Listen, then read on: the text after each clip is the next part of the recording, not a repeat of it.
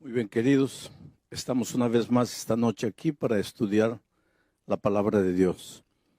Y un cariñoso saludo a todos los amigos, las personas que en diferentes lugares del país, del mundo, a través del internet, están recibiendo también la palabra de Dios en su corazón. Hay una pregunta que todos nos hacemos desde que somos niños. ¿Dónde vive Dios? ¿Dónde es la casa de Dios? ¿Dónde habita Dios? Todas las noches voy a leer algunos versículos de la Biblia que tienen que ver con el tema del santuario, pero después voy a tomar el tema para ver cómo el tema del santuario tiene implicaciones en la vida diaria de las personas. El primer texto que quiero leer esta noche está aquí en el primer libro de Reyes, capítulo 8, versículo 49. Dice así, es una oración, dice así: tú oirás en los cielos, en el lugar de tu morada, su oración y su súplica, y les harás justicia. Después de leer este texto, quiero preguntarles, ¿dónde vive Dios? Dice, tú oirás su oración en el cielo, lugar de tu morada, donde habitas tú. Evidentemente, Dios habita en el cielo. Eso todos lo sabemos desde pequeñitos, ¿no? Miramos al cielo, Dios, el Padre nuestro dice, Padre nuestro que estás en los cielos. Y el Señor Jesucristo nos enseñó esa oración, que Dios está en los cielos. Ahora viene la segunda pregunta, ¿y en qué lugar del cielo? Porque los cielos son inmensos. ¿En qué lugar del cielo vive Dios? Y ahí quiero leerles el segundo texto de esta noche. Apocalipsis, capítulo 15, versículo 5, dice así. Después de estas cosas miré, y he aquí fue abierto en el cielo el templo del tabernáculo del testimonio. Después de estas cosas miré, y he aquí fue abierto en el cielo el templo del tabernáculo del testimonio. Y ahí el profeta Juan vio un templo, vio un trono dentro del templo, dentro del tabernáculo, dentro del santuario. Durante la semana voy a usar mucho la palabra santuario. Quiero que ustedes entiendan que el santuario es la misma cosa que el templo. El templo es la misma cosa que el tabernáculo. Cuando digo tabernáculo, estoy hablando del templo. Cuando digo templo, estoy hablando del santuario. Cuando digo santuario, estoy hablando del tabernáculo. Las tres cosas son la misma cosa. Entonces, en medio de los cielos hay un templo, hay un tabernáculo, hay un santuario. Y dentro de ese santuario hay un trono. Y en ese trono está sentado Dios. Voy a leer el último versículo de esta noche, o tal vez el penúltimo. Isaías capítulo 6, el versículo 1. Miren lo que dice Isaías. En el año que murió el rey Uzías, yo vi al Señor sentado sobre un trono alto y sublime, y sus faldas llenaban el templo. Ahora vamos a juntar estas tres ideas presentadas por estos tres textos diferentes. Dios habita en los cielos. ¿En qué lugar específico de los cielos? En el templo. Y ahí viene una pregunta. Quiere decir que hay un templo en el cielo. Hay un santuario en el cielo. Hay un tabernáculo en el cielo. Y la respuesta contundente es sí. Hay un santuario, hay un templo, hay un tabernáculo en el cielo y dentro de ese santuario hay un trono. Y en ese trono se sienta Dios. Ahora tú puedes decir así, pero parece cosa de niño. ¿Cómo que en medio del cielo va a haber un templo? no debería haber que decir, no sería necesario que haya. Dios no necesita un santuario, un trono para sentarse, para ser Dios. No, Él no necesita. Por lo tanto, el santuario no existe por causa de Dios. Existe por causa de nosotros. Porque anoche dije, Dios es infinito y no está amarrado ni al tiempo ni al espacio. Pero los seres creados, incluyendo los ángeles, somos finitos y estamos amarrados al tiempo y al espacio. Entonces, ¿cómo un Dios infinito que no se amarra al tiempo ni al espacio podría mantener comunión, compañerismo con un ser finito amarrado al tiempo y al espacio? No habría manera de encontrarse. Pero como Dios lo que más quiere es vivir con sus hijos, porque Dios te ama, tú eres precioso para Dios. Jamás pienses que Dios te deja, que Dios no se preocupa por ti. Entonces, como Dios te ama y quiere mantener comunión contigo, compañerismo contigo, quiere caminar contigo, andar contigo, entonces Él busca en el infinito universo un punto en que el Dios infinito, que no está amarrado al tiempo ni al espacio, se junte con el ser finito amarrado al tiempo y al espacio. Ese punto de convergencia es el santuario celestial, el santuario allá en el cielo. Y ahora, Juan, al escribir el Apocalipsis, dice que dentro de ese santuario hay un trono. Y Isaías dice, y yo vi a Dios sentado en su trono en el año que murió el rey Usías. Esto es interesante. ¿Sabes por qué? Usías fue un rey que murió con lepra, leproso. Y en aquellos tiempos la lepra era una cosa vergonzosa, una cosa terrible, sinónimo de pecado. El rey Usías murió leproso por su rebeldía, por su atrevimiento, por su pecado contra Dios. Murió leproso. Ahora imagínense toda la nación de Israel, sabiendo que las naciones vecinas sabían que Israel relacionaba la lepra con pecado. ¿Cómo se sentían todos los habitantes de Israel sabiendo que su rey había muerto leproso? Estaban avergonzados. Y no solo eso, sino que estaban sin rey, porque acababa de morir el rey. Y cuando el líder desaparece, pues todos tiemblan. ¿Y ahora qué hacemos? ¿Cómo resolvemos nuestros problemas?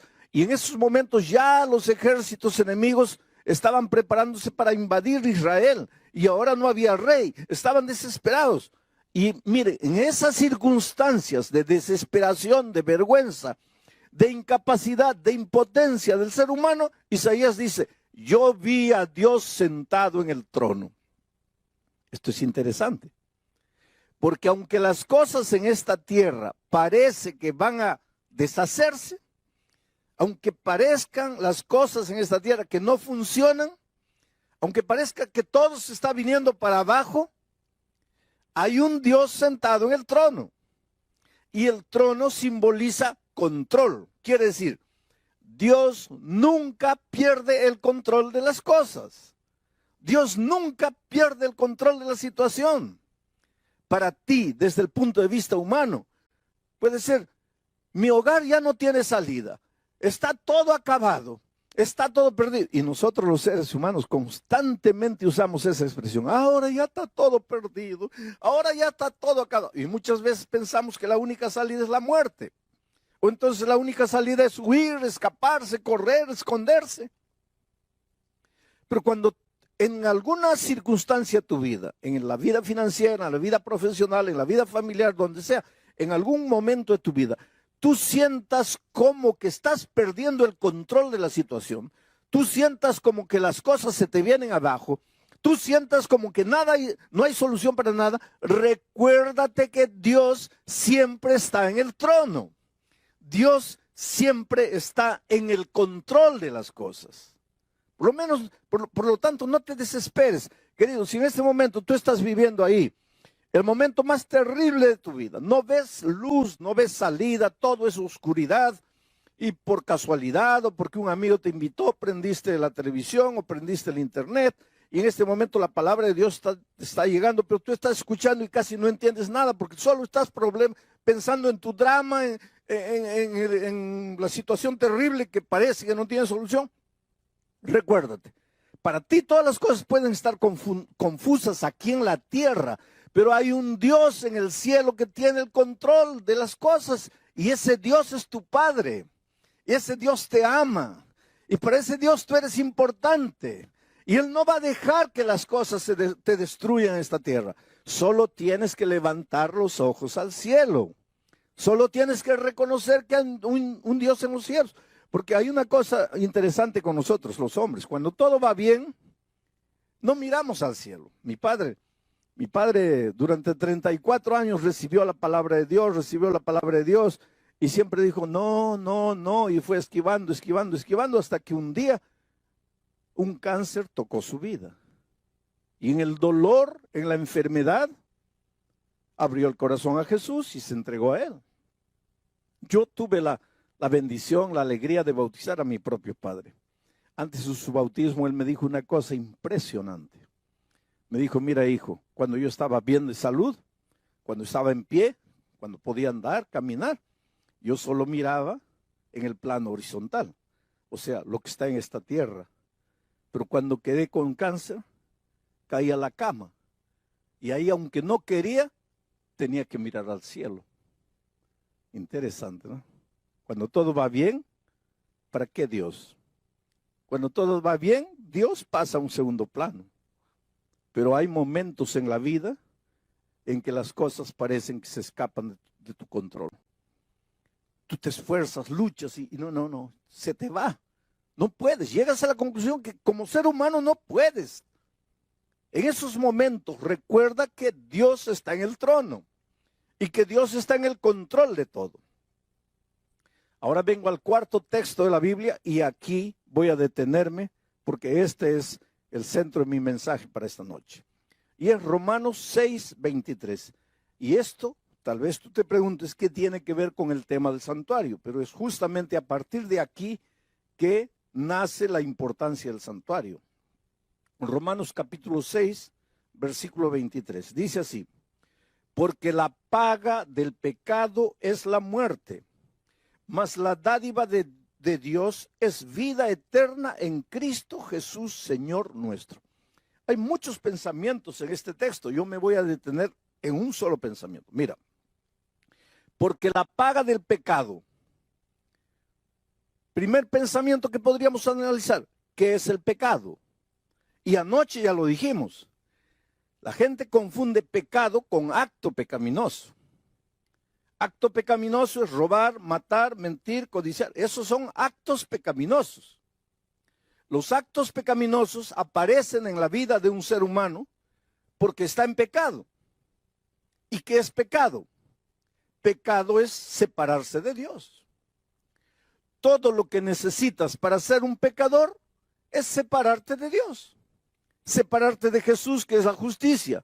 Y cuando te separas de la justicia, ya caes en el terreno de la injusticia. Ya estás en el pecado. Y dice la Biblia que todos pecamos. Todos nosotros los seres humanos llegamos al mundo trayendo esa naturaleza pecaminosa. Venimos en estado de pecado. Y tú me vas a decir ahora, pastor, ¿quiere decir que todos estamos condenados a morir? Sí, todos estamos condenados a morir. Y alguien puede decir, pero ¿qué culpa tengo yo de haber nacido? No, tú no tienes culpa de haber nacido. Y no te vas a perder porque naciste pecador. Tú no tienes culpa de haber nacido. Pero Dios proveyó el remedio. Y si te mueres un día, si mueres la muerte eterna, no será porque has nacido pecador. Será porque no tomaste el remedio. ¿Y cuál es el remedio? El remedio está en el santuario. Y vamos a entrar durante esta semana al santuario para encontrar el remedio para el problema del pecado. Bueno, vamos al texto de Pablo. Dice, porque la paga del pecado es la muerte. Muerte. Pecado, muerte. El pecado te lleva a la muerte. Muerte y pecado son prácticamente la misma cosa. La paga del pecado es la muerte. Pero la dádiva de Dios es vida eterna. Dios, vida. Pecado, muerte. Dios, vida. Y esa vida la tenemos en Cristo Jesús. Y no es Cristo Jesús, punto, sino en Cristo Jesús, Señor nuestro.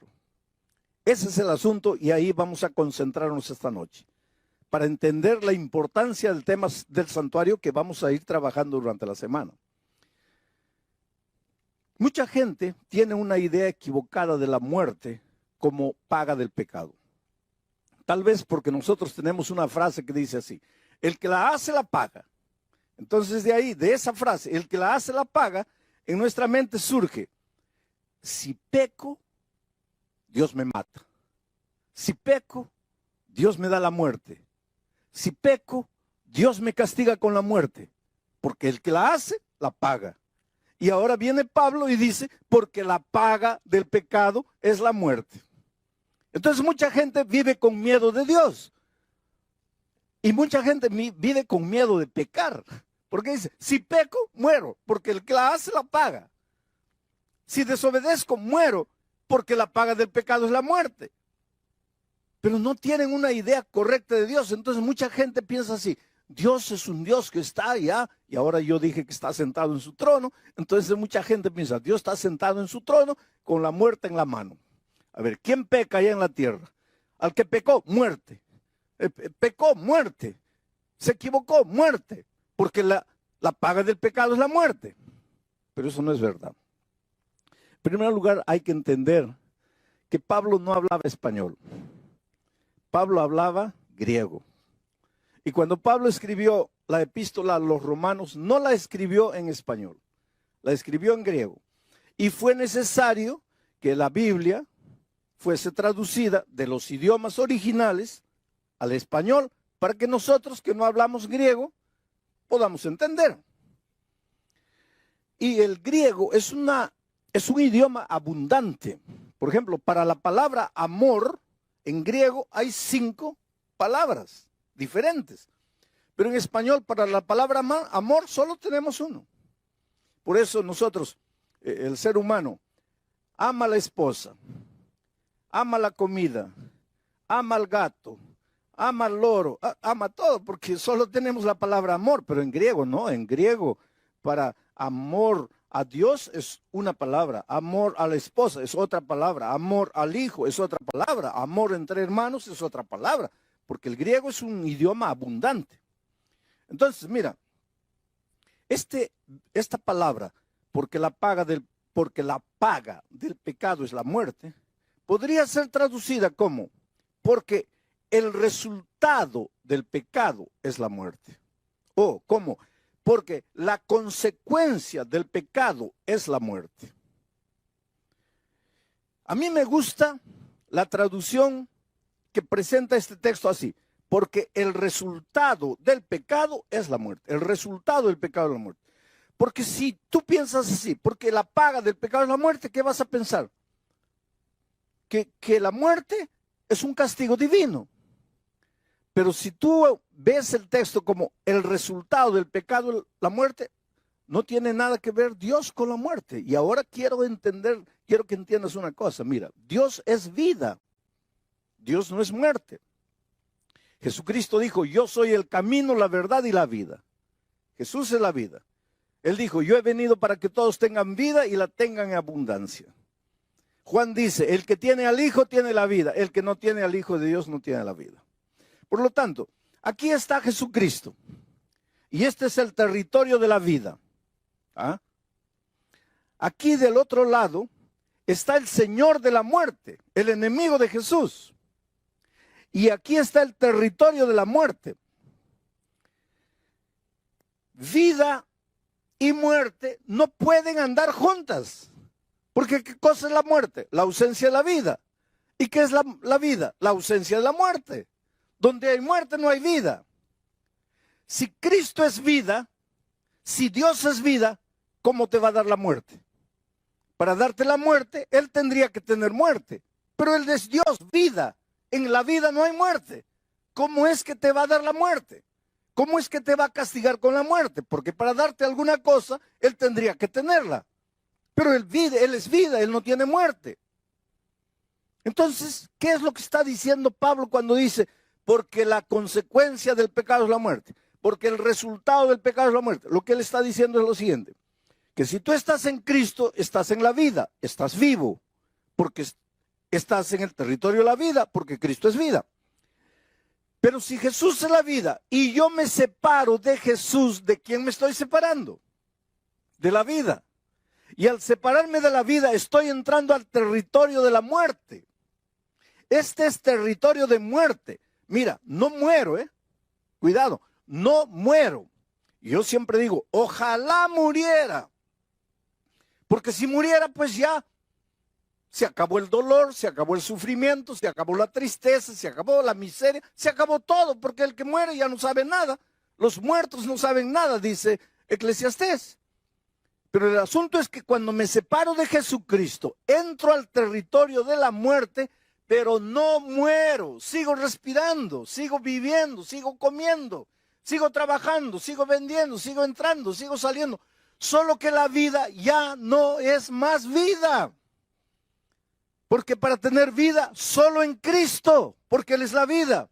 Me separo de Jesucristo, ya entro al territorio de la muerte. No dejo de respirar todavía. Aquí está el Señor de la muerte. Un día voy a recibir la muerte eterna. Pero es un camino largo, desde que me separo de Jesucristo hasta la muerte eterna. Es un camino largo que la Biblia le llama camino de condenación. Camino de condenación.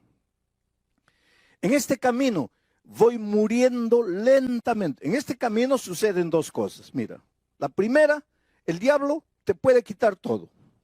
Te quita el matrimonio, tu matrimonio se deshace.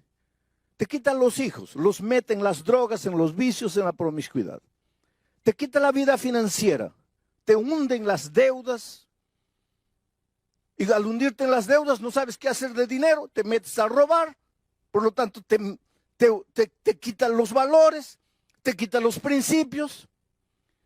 Vas muriendo. Este morir no es instantáneo. Es un morir, muriendo todos los días. Vas muriendo, muriendo, muriendo, muriendo.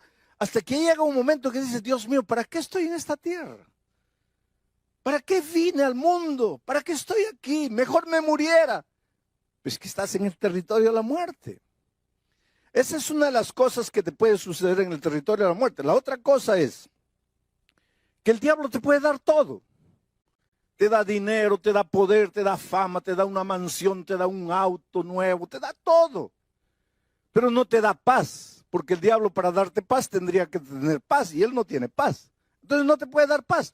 Entonces el dinero, la fama, el poder, la gloria no te sirven de nada porque no tienes paz. En la noche llegas, te acuestas, te revuelcas en la cama de un lado para otro, cuentas carneritos para dormir y no duermes. Y entonces, ¿qué pasa? Una pastilla para dormir. El mes siguiente, 2 pastillas. El otro mes, 3 pastillas. Llega un momento que estás enviciado en pastillas y no duermes. Hay gente que me dice, pastor, yo no sé qué me pasa. Yo no he hecho nada de malo. Yo no he ofendido a nadie. Yo no le debo a nadie, pero no tengo paz. Vives angustiado, vives vacío, vives desesperado. Esa no es vida, querido. Esa no es vida. Dios te ama, Dios quiere que seas feliz, Dios quiere lo mejor de lo mejor para ti. Pero hay una cosa, Él no puede hacer nada contra tu voluntad, Él respeta mucho tu voluntad. Bueno, estás en el territorio de la muerte. ¿Hay solución para ti? ¿Hay salida para ti? Claro que sí. ¿Y cuál sería la salida? La salida lógica. Tú estás aquí sufriendo en el territorio de la muerte. No quieres más esta vida miserable. ¿Cuál sería la solución lógica? Dar media vuelta y volver a la vida. Y en Jesucristo tendrías la vida y tus problemas estarían resueltos. Pero, ahí viene la clave. Cuando estás viniendo hacia Jesucristo, cuando estás regresando hacia la vida, porque querido, Dios te ama mucho. Y desde que tú te vas de Él y te vas al territorio de la muerte, ¿tú crees que Dios se queda feliz? No. Él te llama, te llama, te llama, te llama. Por eso dije anoche que la historia del mundo es el hombre corriendo, corriendo, corriendo, y Dios atrás de él, atrás de él, atrás de él. El hombre escondiéndose, escondiéndose, escondiéndose, y Dios atrás buscándolo, buscándolo. Dios llama. Desde el Génesis hasta el Apocalipsis, la Biblia es un libro de llamado. En el jardín del Edén, Dios llega. Adán, ¿dónde estás? Y desde ese día, Pedro, María, Juana, Rosa, ¿dónde estás? Elisa, ¿dónde estás? El diablo te llama, o el Señor Jesucristo te llama con amor, te suplica. El Señor siempre está buscando. Dice Jesús en el Antiguo Testamento, no quiero la muerte del impío, sino que regrese y vuelva. Dice, volved, volved, ¿por qué moriréis, oh casa de Israel? Dios te ve ahí, en el territorio de la muerte, sufriendo con la vida destruida, no puedes dormir. ¿Tú crees que Dios está feliz? No, Él te ama, Él quiere traerte de vuelta, solo que no puede traerte por la fuerza. Tú tienes que querer. Pero muy bien, un día te cansas de sufrir y decides regresar al Señor Jesucristo. Solo que cuando estás volviendo, el diablo es muy astuto. Y te digo una cosa, mira. Hay mucha gente que tiene una idea equivocada del diablo. La primera cosa que te voy a decir, el diablo no es ateo. El diablo no es ateo, el diablo cree en Dios. Santiago dice que los demonios también creen y tiemblan. Por lo tanto, tú cuando lidias con el diablo, no pienses que estás lidiando con un ateo, porque el diablo no es ateo, el diablo cree en Dios. Segunda cosa, el diablo conoce muy bien la Biblia, cuidado, cuidado, el diablo conoce muy bien la Biblia. Cuando Jesucristo estaba en el desierto, el diablo fue con la Biblia en la mano. Solo que el diablo no respeta la palabra de Dios. La usa. Agarra un versículo de aquí, agarra otro versículo de aquí, le hace decir a la Biblia lo que la Biblia no dice. Entonces, cuidado. No todo el que tiene la Biblia en la mano está viniendo en nombre de Dios. Porque el diablo vino con la Biblia en la mano, pero no estaba viniendo en nombre de Dios. El diablo es bíblico. Conoce la Biblia.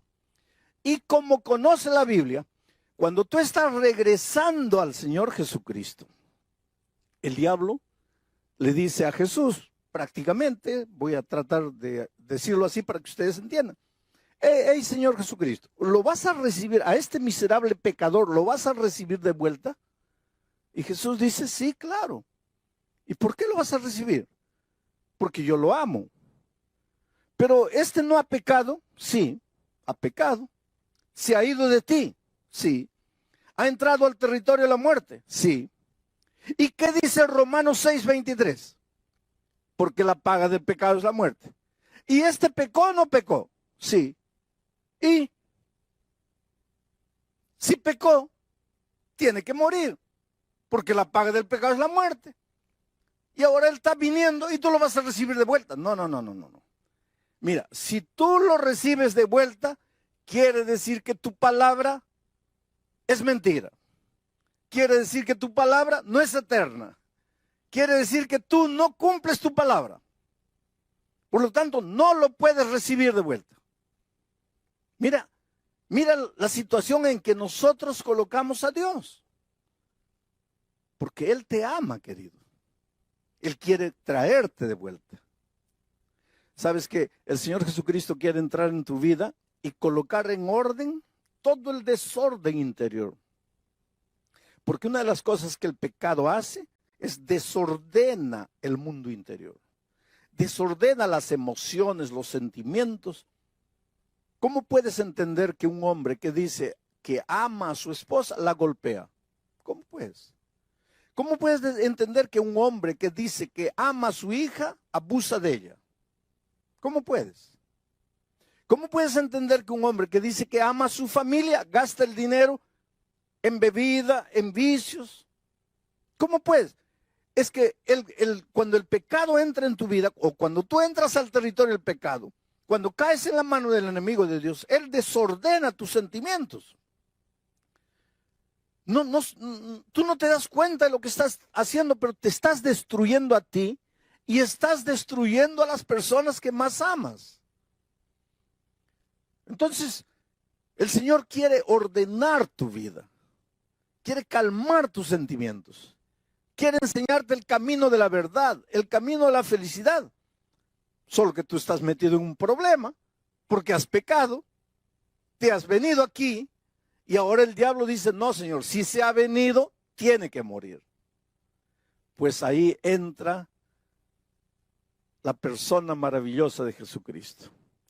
Porque Jesucristo dice así, está bien, Él pecó y tiene que morir. Ya, porque el resultado del pecado es la muerte. Y Él se apartó, tiene que morir. Pero yo lo amo. Yo lo amo. Sí, pero Él pecó. Es verdad que pecó, pero yo lo amo. Sí, pero ese no es el problema, que si lo amas o no lo amas. El asunto es que él entró al territorio de la muerte y tiene que morir. Y Jesús dice así, sí. Pero en ninguna parte de la Biblia dice que yo no puedo morir en lugar de Él. Entonces, Él tiene una deuda que tiene que pagarla con su muerte porque ha pecado. Pero yo voy a ir a la tierra y voy a morir y con mi muerte voy a pagar su pecado. Y es eso lo que hizo el Señor Jesucristo. Vino a este mundo para morir por nosotros. Y hoy día, gracias a la muerte de Cristo, nosotros podemos recibir la vida eterna. Solo que este asunto de Cristo vino, murió por mí, es difícil de entender al ser humano. Y para que el ser humano entienda qué es lo que hizo Dios, mandó a los israelitas construir el santuario. Porque en el santuario el Señor fue explicándoles cómo es que se puede solucionar el problema del pecado. Cómo es que aunque el hombre murió, alguien puede morir en su lugar. Y el tema de mañana es impresionante. Porque ya comenzamos ahora a analizar el plan de salvación dentro del tema del santuario. Querido, el Espíritu de Dios sigue moviéndose hoy y llamando a las personas. Ahí donde estás, puedes creer que el Espíritu Santo está trabajando en tu corazón. Tú corres, corres, corres, el Espíritu te sigue, te sigue y te sigue. Mira, hay un joven llamado Patricio. Trabaja para una empresa de aviación grande aquí en América Latina. Ese muchacho nació y creció amando mucho al Señor Jesucristo, amando mucho a la Virgen María, amando mucho a sus padres, amando mucho la fe de sus padres, de sus abuelos, de sus bisabuelos. Pero un día se confrontó con la palabra de Dios. Y sabes, la vida del cristiano es crecimiento y es aprendizaje. Yo siempre digo, mira, si estás vivo, tienes que aprender. Los muertos no aprenden. Cuando yo encuentro una persona que no quiere aprender, yo pienso, esa persona está muerta y no se da cuenta que está muerta. Inclusive Juan, hablando en nombre del Señor Jesucristo a la iglesia, a las iglesias del Apocalipsis, les dice, tienes nombre de que vives, pero estás muerto. Una persona que no quiere aprender, una persona que se resiste a aprender, está muerta. Porque los vivos aprendemos. Ahora, no es fácil aprender. ¿Sabes por qué? Porque ¿qué cosa es aprender? Aprender es salir de lo que conoces y entrar al terreno que no conoces. Aprender es salir de la playa y nadar en aguas profundas. Y esto es doloroso, porque el ser humano inconscientemente tiene miedo de lo desconocido. Por eso es que hay mucha gente que no quiere aprender. Pero Patricio descubrió la palabra de Dios. Y en la palabra de Dios hay cosas que a veces tú nunca has descubierto. Y a medida que él comenzó a descubrir las verdades, comenzó a sufrir en su corazón con las verdades, porque no es fácil aprender y crecer. Él conoció a una persona a través del internet. Y esta chica, cuyo nombre no sé si tengo escrito aquí, no lo tengo. ¿Cómo te llamas? ¿Ah? Jessica. Jessica conoció a Patricio a través del internet, hace unos 4 años atrás, y comenzó a evangelizarlo a través del internet. ¿Qué quiere decir evangelizar? A hacerle conocer el evangelio a través del internet. Llegaron sermones míos grabados a las manos de Patricio.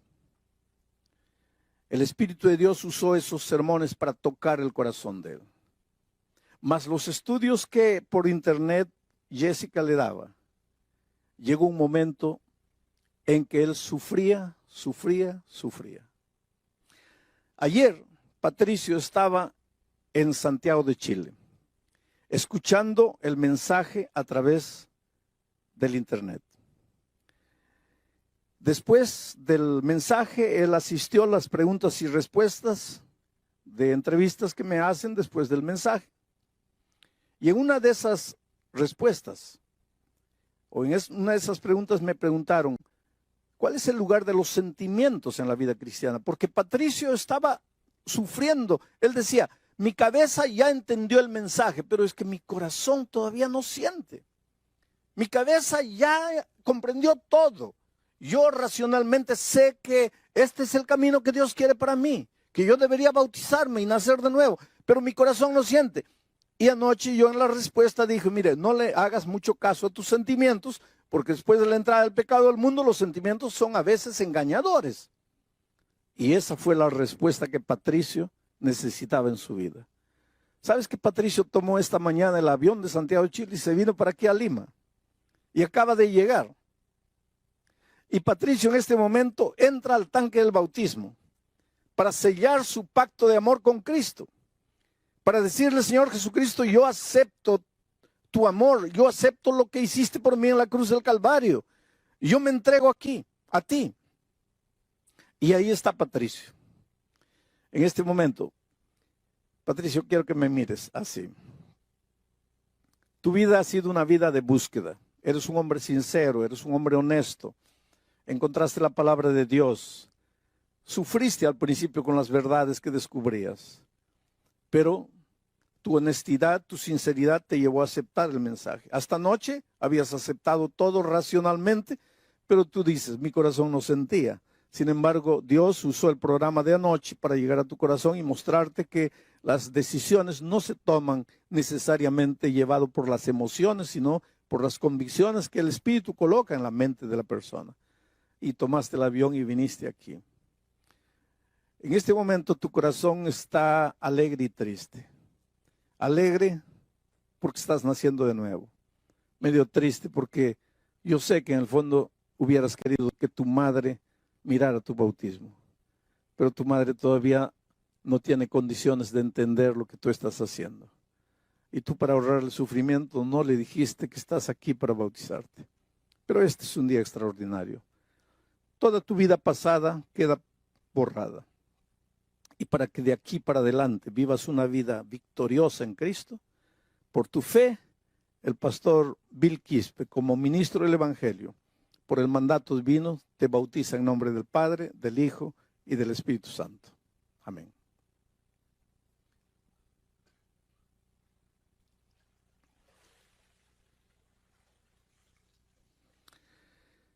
¿No es maravilloso, querido?